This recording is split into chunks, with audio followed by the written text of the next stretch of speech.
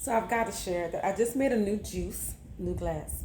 I found it on this. I have a list of juices that go with different illnesses or issues that you're having, and so there was two for kidneys, right? So I wanted to do something for my kidneys, be nice to my kidneys, and so there's one that's called a kidney detox. That's another one. Couldn't make that one because I don't have any cilantro, but I'm gonna give me some cilantro before the day is over.